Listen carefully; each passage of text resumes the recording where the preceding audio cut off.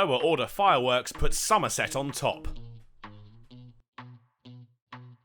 With high-profile absentees in the Somerset batting order, they reversed their fortunes. This time, it was the turn of the openers to put the side's first 50 and 100-run opening partnership of the season on, before a 2-hour delay sparked a middle-order collapse to leave the game delicately poised at 242 for 7. Van der Merwe and Davey had inched their way through the early 200s late on day 1, and ticked off their second bonus point early on day 2, 250 runs on the board for the hosts, and the pair were making the most of an old ball, quickly accelerating early in the session, Van der Merwe up to the cusp of a half-century, and the score heading towards 300. The new ball wouldn't deny the South African stalwart. He sealed his 50 with an 8th boundary of his innings, carved through the offside, the hosts and the number 8 in confident mood. The score ticked past 300, the lower order really firing for Somerset now, steamrolling their way through the first session. They began to think about 350 when aggressor-in-chief Van der Merwe was removed for 75. His intrepid approach, also his downfall. De Lange wasn't put off though. A 4 followed by a booming 6 set Davey up to tick the score up to 350, an opportunity he took with ease. And the number 10 did it again. Barnes lifted over the leg side for 6, and 400 a real possibility for the hosts. Davey at the other end had proved to be an effective foil for both Van der Merwe and now De Lange, and he ticked his way to 50 runs, the mark reached in inventive fashion.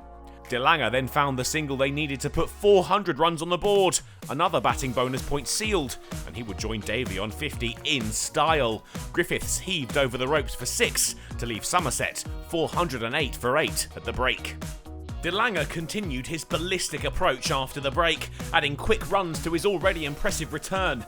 He and Davey shared a 100-run partnership, an achievement celebrated by the number 10 with yet another 6. He was looking for another when he was caught by Marcus Harris off the bowling of Parkinson, but he'd played a remarkable hand, 75 to his name. Davey responded by firing his side to 450, and Overton waved them back in soon after, with the Somerset total 461. It had been an incredible showing from the bottom order, 225 runs added by numbers 8, 9 and 10 with 75 each, building on the good work of openers Conway and Davis. The Foxes had enjoyed a decent spell on day 1, but had been unable to replicate it, Griffith's figures ruined by the day 2 assault.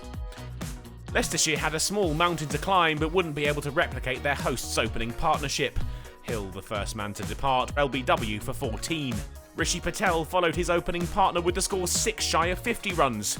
Overton with a fine grab in the slips off Brooks. Ackerman and Harris saw the score past 50, but the Aussie couldn't get further than 21 before Davey found an inside edge, and Davis made no mistake with the catch.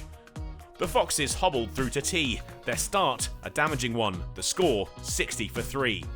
Ackerman was joined by Josh Inglis, and together the pair set about trying to repair the damage, 100 runs the first target for the visitors.